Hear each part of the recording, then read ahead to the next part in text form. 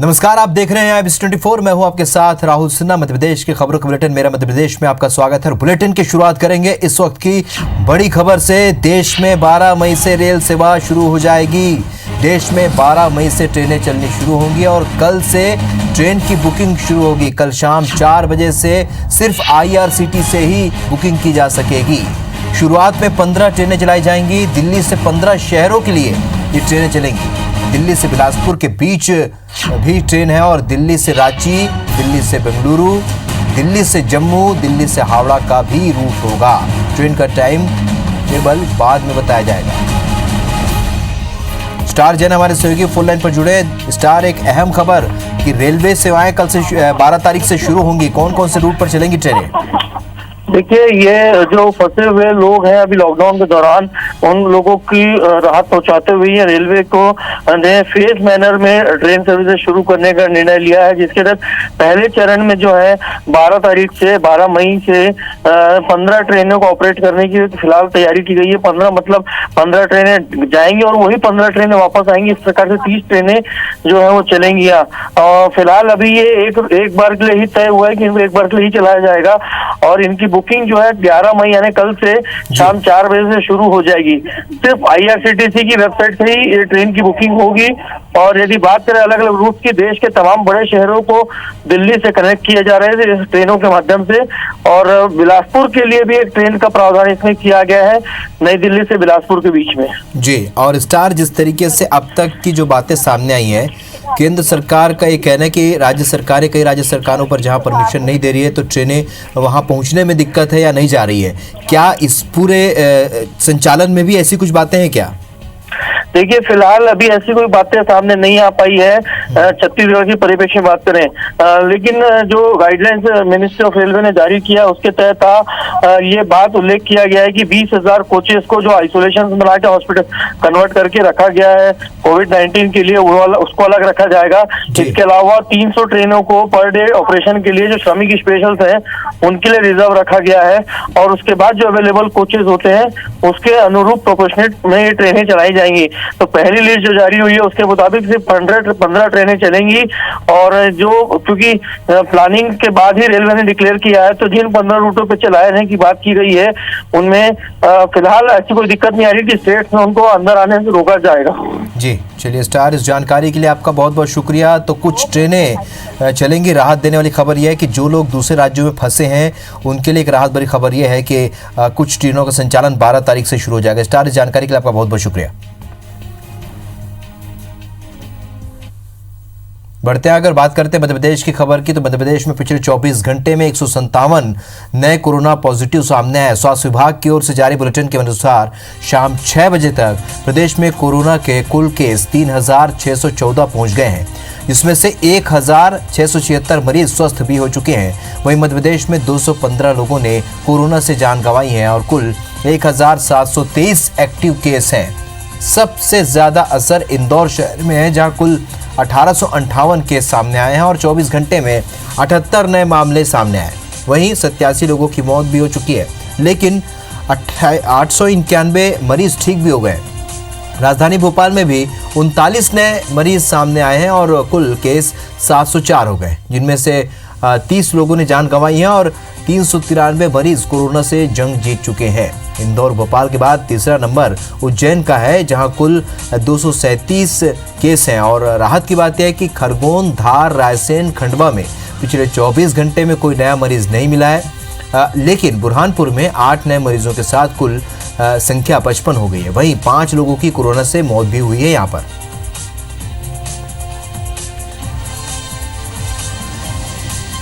तो आपको बता दें कि कोरोना के मरीज लगातार मध्य प्रदेश में बढ़े। 24 घंटे में 157 नए मरीज सामने आए हैं और कुल 3614 केस इस वक्त मध्य प्रदेश में हैं। भोपाल में कुल 743 कोरोना केस है। 30 की मौत अब तक हुई है।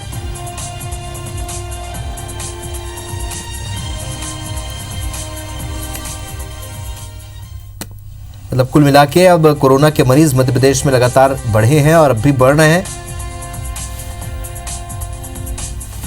पिछले 24 घंटों में 157 नए मरीज सामने आए। खास तौर पर भोपाल, इंदौर और उज्जैन, ये 3 शहर हैं जहां पर लगातार मरीजों की संख्या बढ़ी है। नवीन सिंह हमारे सहयोगी फोन लाइन पर इस वक्त ज़्यादा अपडेट के साथ जुड़े। नवीन, पूरे अपडेट की बात करें, फिलहाल 157 मरीज 24 घंटे में सामने, ऐसे किस तरीके से देखा जाए? देखिए, मध्य प्रदेश में लगातार कोरोना संक्रमित मरीजों का आंकड़ा बढ़ता जा रहा है। जी,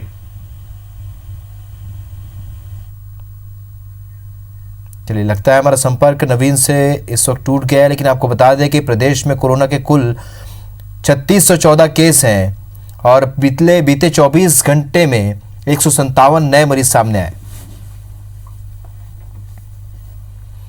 बढ़ते आगे, इंदौर में कोरोना पॉजिटिव मरीजों का आंकड़ा 1800 के पार पहुंच गया है। जारी किए गए मेडिकल बुलेटिन में 78 नए कोरोना मरीजों की पुष्टि की गई, जिसके बाद इंदौर में अब तक कुल पॉजिटिव मरीजों की संख्या 1858 तक पहुंच गई है। इंदौर में 2 लोगों की मौत की जानकारी भी सामने आई है, जिसके बाद कोरोना से मरने वालों की संख्या अब 89 हो गई है। एक और जहां संक्रमित बढ़े हैं, तो वहीं राहत की बात यह है कि ठीक होने वालों की संख्या भी लगातार बढ़ी। शनिवार को 159 लोग कोरोना को हराने में कामयाब रहे, जिनमें से 40 वर्षीय कैदी, 82 वर्षीय एक बुजुर्ग और 62 वर्षीय पुलिसकर्मी भी शामिल है। इंदौर में अब तक 891 लोग कोरोना से जंग जीत चुके हैं, वहीं 878 एक्टिव केस हैं।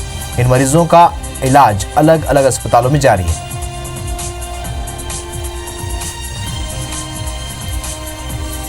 जिनकी टेस्ट की रिपोर्ट रात तक आ गई थी, उनमें से 1118 नेगेटिव और 78 पॉजिटिव आए थे, जिन्हें मिलाकर कुल 1858 हमारे ज़िले में पॉजिटिव हो गए हैं। 2 मृत्यु के बाद हमारी मृत्यु की संख्या 89 हो गई है। कल बड़ी संख्या में हमने लोगों को डिस्चार्ज किया था, 159 लोगों को डिस्चार्ज किया था, जिसके पश्चात अब डिस्चार्ज वाली संख्या हमारी 891 हो गई है, जबकि हमारे पास भर्ती मरीजों की संख्या 878 है। तो ये पहली बार अभी हमारा शहर में ऐसा हुआ है कि हमारे पास हम अधिकतर लोगों को डिस्चार्ज कर चुके हैं और अब भर्ती लोगों की संख्या कम है। शीघ्र ही हम बाकी जो लोग हैं उनके भी 2 नेगेटिव सैंपल आते से ही हम उनको भी डिस्चार्ज कर देंगे। इधर जबलपुर में आज कोरोना वायरस के 5 नए मरीज मिले हैं। ऐसे में कोरोना मरीजों की संख्या यहां पर 126 हो गई है। आज मिले नए मरीजों में 1.5 महीने का बच्चा और 9 महीने की एक बच्ची भी शामिल है। वहीं दूसरी तरफ राहत की बात यह है कि 5 मरीजों ने कोरोना से जंग जीत ली है। अब कोरोना से ठीक होने वालों की संख्या 33 हो गई है। बता दें कि अब तक शहर में 4 लोगों की कोरोना से मौत भी हो चुकी है।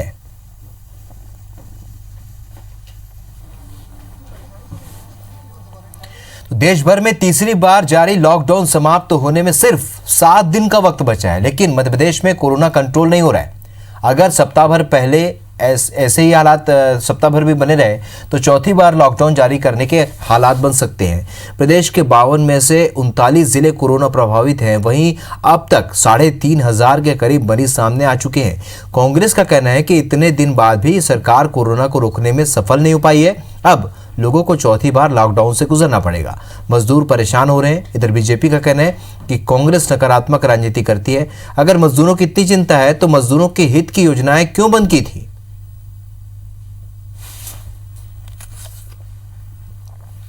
जो इनका लॉकडाउन 1, 2, 3 जो इन्होंने योजना बनाई थी पूरी तरह से फेल हो गई है, क्योंकि अनप्लान तरीके से हुआ है। 4 घंटे में आपने कह दिया कि लॉकडाउन होगा और उसकी वजह से दुर्दशा हो रही। ये जो अफरा तफरी मची है मजदूरों की, जो मजदूरों की मौत हो रही है, ये सब बच जाती है, घर पहुंच जाते हैं। ये इतने हिमायती थे मजदूरों के, तो मजदूरों की वो योजना है जिससे मजदूरों का उद्धार होता था, वो बंद क्यों कर दी थी?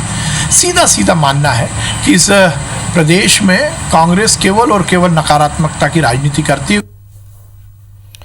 इंदौर में जारी लॉकडाउन के बावजूद अवैध रूप से सब्जी और फल बेचने वालों की गिरफ्तारी का आदेश कलेक्टर मनीष सिंह ने जारी किया है। कलेक्टर मनीष सिंह ने बताया कि शहर में अवैध रूप से फल और सब्जियां बेचने वालों की अब धारा 151 के तहत गिरफ्तारी की जाएगी। उन्होंने बताया कि अब जिला प्रशासन और मेडिकल कॉलेज की वेबसाइट पर कोरोना पॉजिटिव मरीजों की जानकारियां अपलोड की जाएंगी, जिससे लोगों को जानकारी मिल सके। इसके साथ ही उन्होंने बताया कि निजी लैब से जाँच कराने के बाद भी यदि कोई मरीज पॉजिटिव आता है तो उसका उपचार करना सरकार की जवाबदारी, बशर्ते लैब ICMR की गाइडलाइन का पालन करता हो। कलेक्टर मनीष सिंह ने संकेत दिए कि जल्द ही ग्रामीण क्षेत्रों को कंस्ट्रक्शन और दूसरी गतिविधियों के लिए अनुमति दी जा सकती है।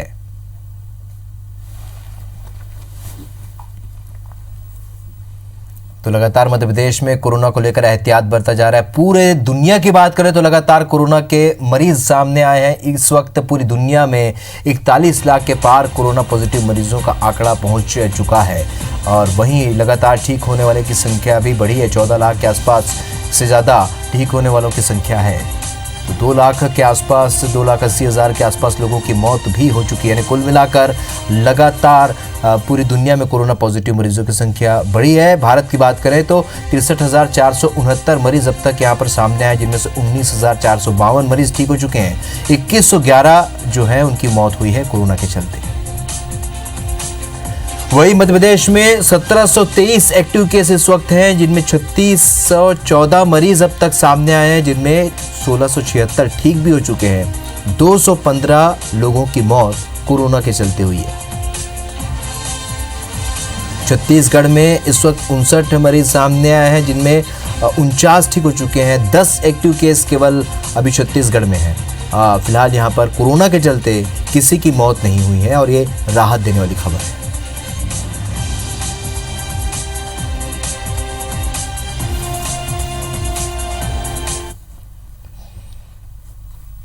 चलिए, इस बीच जबलपुर से एक बड़ी खबर मिल रही है। यहाँ कोरोना से जिले में 5वीं मौत हुई है। 37 साल की महिला की इलाज के दौरान मौत हो गई। मेडिकल कॉलेज हॉस्पिटल में उसका इलाज चल रहा था और इस दौरान मौत हुई है। महिला की मौत के बाद कोरोना रिपोर्ट उसकी पॉजिटिव आई। 9 मई को अस्पताल में ये महिला भर्ती हुई थी और आज कुल 8 मरीज सामने आए हैं, जिनमें से एक महिला की मौत हुई है। विजेंद्र पांडे हमारे सहयोगी ज्यादा जानकारी के साथ फोन लाइन पर जुड़ रहे हैं। विजेंद्र, 5वीं मौत जिले में हुई है, अब क्या अपडेट इस मौत को लेकर? जी राहुल, बता दूं आपको कि जबलपुर में कोरोना का संक्रमण एक बार फिर रफ्तार पकड़ता नजर आ रहा है और आज एक ही दिन में 8 नए मरीज जबलपुर में सामने आए हैं, जिनमें एक महिला की मौत हो गई। जिस महिला की मौत हुई है वो 37 वर्ष की वो महिला थी।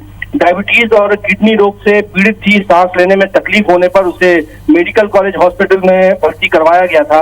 9 मई को इसे भर्ती करवाया गया था, यानी कल ही भर्ती करवाया गया था और उसके बाद उसकी मौत हो गई थी।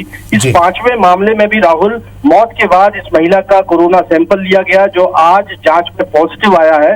ऐसे में जबलपुर में कोरोना से मौत की संख्या बढ़कर 5 हो गई है। वहीं आज 8 मरीज सामने आए हैं जबलपुर में, जिसके चलते जबलपुर में कोरोना मरीजों की संख्या बढ़ के 129 हो गई है। आज जो 8 नए मरीज सामने आए हैं, इनमें 1.5 माह का एक बच्चा भी शामिल है। 9 साल की एक बच्ची भी शामिल है। जबकि कई अलग इलाकों में भी मरीज मिले हैं। मसलन गढ़ा इलाके में कोरोना संक्रमित मरीज पाए गए हैं। रत्ती चौकी में और संजीवनी नगर, ये 3 नए इलाके हैं जहां कोरोना संक्रमित मरीज सामने आए हैं। लिहाजा कंटेनमेंट जोन बढ़ाने की नौबत जो है वो प्रशासन के लिए आएगी। और कुल मिलाकर कहा जाए तो आज कोरोना संक्रमण जो है रफ्तार पकड़ता जबलपुर में नजर आया है। एक महिला की मौत के साथ साथ 8 नए मरीज सामने आए हैं, जिससे जबलपुर में कोरोना मरीजों की संख्या 129 हो गई, जबकि कोरोना से मौत का शिकार होने वाले मरीजों की संख्या 5 हो गई है। बिल्कुल, और जिस तरीके से मौत हुई है, 37 साल इस उम्र की महिला थी ये, लेकिन जिस तरीके से इसकी मौत हुई, मल्टीपल प्रॉब्लम एक बार फिर विजेंद्र समझने की जरूरत है। जिनको दूसरी समस्याएं, उन्हें ज्यादा बचाव की जरूरत है। बेशक राहुल, लगातार स्वास्थ्य विभाग का महकमा जो है वो यही अपील भी कर रहा है कि यदि कोई शख्स गंभीर बीमारी से पहले से पीड़ित है या कि उसकी रोग प्रतिरोधक क्षमता कम है, वो बुजुर्ग है या बहुत छोटा बच्चा है, ऐसे लोगों को विशेष सावधानी बरतने की जरूरत है। इससे पहले आपने देखा कि एक महज 1.5 माह की एक बच्ची मौत का शिकार जबलपुर में हुई। साथ ही साथ एक गर्भवती महिला मौत का शिकार हुई, क्योंकि गर्भावस्था में जो रोग प्रतिरोधक क्षमता होती है वो कम हो जाती है। वहीं जितने 5 मौत के मामले जबलपुर में सामने आए हैं, बाकी मरीज भी किसी न किसी तरह से गंभीर बीमारी से पीड़ित थे। ये महिला भी डायबिटीज और किडनी रोग से पीड़ित थी। लिहाजा ये लगातार अपील भी की जा रही है कि जो गंभीर बीमारियों से पीड़ित है, विशेष सावधानी इस संक्रमण से बचने के लिए उन्हें अपनाना चाहिए। बिल्कुल, और हम भी बीच बीच में हमेशा ये अपने दर्शकों से ये अपील करते हैं कि अगर इस तरह की बीमारी से आप ग्रसित हैं और अगर आप बुजुर्ग हैं, तो कम से कम इस बीमारी से बचने के लिए आपको ज़्यादा से ज़्यादा ज़रूरत महसूस होती है। विजेंद्र, इस जानकारी के लिए आपका बहुत बहुत शुक्रिया। मध्य प्रदेश में कोरोना संकट के बीच बीजेपी और कांग्रेस में घोटालों को लेकर सियासत तेज हो गई है और मध्य प्रदेश के गृह मंत्री नरोत्तम मिश्रा ने कहा है कि कमलनाथ सरकार के आखिरी महीनों में हुए टेंडर की जांच शिवराज सरकार कराएगी। इसके बाद कांग्रेस पार्टी बीजेपी की शिवराज सरकार पर हमलावर हो गई है। कांग्रेस के तमाम नेता कार्यकर्ताओं ने शिवराज सरकार को खुली चुनौती देते हुए कहा है कि जिस एजेंसी से बीजेपी सरकार को जांच कराना हो करा ले। गृह मंत्री नरोत्तम मिश्रा ने हाल ही में ये आरोप लगाया था कि कमलनाथ सरकार ने जाते जाते मंत्रियों के इस्तीफों के बाद भी कई टेंडर ऐसे ठेकेदारों को दिए हैं जिनसे उनके रिश्ते थे। नरोत्तम मिश्रा ने न सिर्फ टेंडर प्रक्रिया पर सवाल खड़ा करते हुए आरोप लगाया कि बल्कि आखिर के महीनों में हुए ट्रांसफर पर भी सवाल खड़े करते हुए कहा कि तबादलों के जरिए कांग्रेस सरकार ने जमकर उगाही की। कांग्रेस प्रवक्ता अवनीश बुंदेला ने जवाब में शिवराज सरकार के पिछले कार्यकाल पर घोटालों के आरोप लगाए। बीजेपी प्रवक्ता दुर्गेश केशवानी ने कहा कि जल्द ही ग्रुप ऑफ मिनिस्टर कमलनाथ सरकार के घोटालों की जांच करेगी।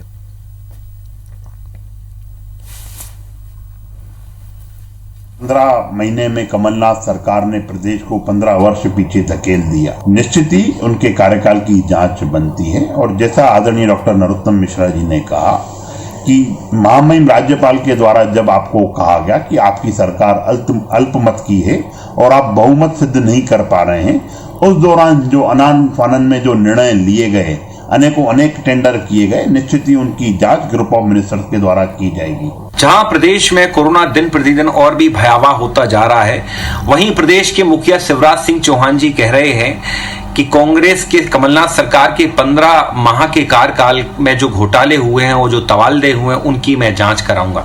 स्वागत है शिवराज जी आपका। आप पूर्व में भी 15 वर्ष जब रहे, आपने तब भी यही प्रयास किया है। मध्य प्रदेश में शनिवार रात हुए 50 सीनियर आईएएस अफसरों के तबादलों पर राजनीति गर्मा गई है। कांग्रेस नेता पूर्व मंत्री पीसी शर्मा ने सरकार पर निशाना साधते हुए इसे महातबादला उद्योग नाम दिया है।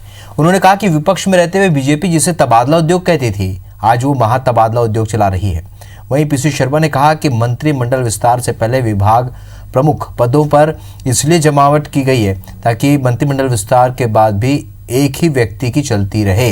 मंत्री अब अपने हिसाब से प्रमुख सचिव या फिर अन्य अधिकारियों की पदस्थापना नहीं करा। वहीं पीसी शर्मा के बयान पर पूर्व मंत्री विश्वास सारंग ने पलटवार किया है। उन्होंने कहा कि कांग्रेस को इस विषय में बात करने का अधिकार नहीं है। कांग्रेस शासनकाल में हर नियुक्ति पर भ्रष्टाचार का रिकॉर्ड कायम करते हुए देखा है। प्रशासकीय स्थिति का काला समय खत्म हो चुका है।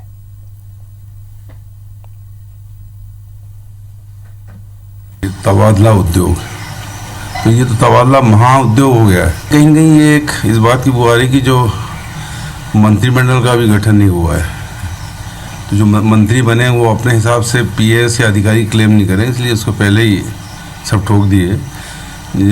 जो सीधे सीधे मुख्यमंत्री के कंट्रोल में रहे, वो वन मैन शो चलता रहे। मंत्रिमंडल बन जाए या नहीं बने, वो वन मैन शो चलता रहे। कांग्रेस के तो अधिकारी नहीं है ये बात करने का, क्योंकि कांग्रेस की सरकार में 15 महीने में हमने भ्रष्टाचार के रिकॉर्ड कायम होते हुए देखा है। हर नियुक्ति पर, चाहे चपरासी की नियुक्ति हो, चाहे प्रिंसिपल सेक्रेटरी की नियुक्ति हो, उस समय केवल पैसा चलता था। जब से शिवराज सिंह चौहान जी मध्य प्रदेश के मुख्यमंत्री बने, मध्य प्रदेश में शुचिता की, पारदर्शिता की राजनीति फिर से शुरू हुई है। लॉकडाउन के बीच मजदूरों की मौत की घटनाएं थमने का नाम नहीं ले रही हैं और आज सेंधवा में मुंबई से यूपी जा रहे 3 मजदूरों की मौत कार्डियक अरेस्ट से हो गई। इसमें 2 मजदूर पैदल जा रहे थे, वहीं 1 मजदूर ट्रक से अपने गांव जा रहा था। पुलिस ने तीनों मामलों की रिपोर्ट दर्ज कर जांच शुरू कर दी है। पहली घटना में सेंधवा बाईपास पर मुंबई से यूपी के सिद्धार्थनगर जा रहे प्रेम बहादुर की तबीयत खराब होने पर उसे सेंधवा सिविल अस्पताल में ले जाया गया, जहां डॉक्टरों ने उसे मृत घोषित कर दिया। दूसरी घटना में मुंबई से यूपी के प्रयागराज जा रहे लल्लू राम की बिजासन घाट में तबीयत खराब होने पर ट्रक से लिफ्ट लेकर सेंधवा के निजी अस्पताल लाया गया, जहां डॉक्टरों ने उसे मृत घोषित कर दिया। तीसरी घटना में ट्रक में मुंबई से यूपी के फतेहपुर जा रहे अनीस अली की तबीयत खराब होने पर उसे सेंधवा सिविल अस्पताल ले जाया गया, जहां उसकी मौत हो गई।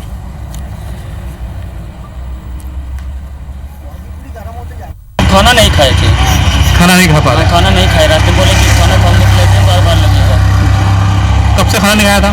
खाना सब खाए थे सुबह, अभी से नहीं खाए। पोस्टमार्टम की जांच के पश्चात ये पता लगता है कि तीनों जो मरीज हैं, तीनों जो मृत शरीर है, उनकी जो मृत्यु का कारण है वो कार्डियो रेस्पिरेटरी अरेस्ट है। इसका एक कारण जो है वो डिहाइड्रेशन। चलिए, मध्य प्रदेश की खबरों में फिलहाल इतने, लेकिन ताज़ा अपडेट के लिए आप बने रहिए IBC 24 के साथ। नमस्कार।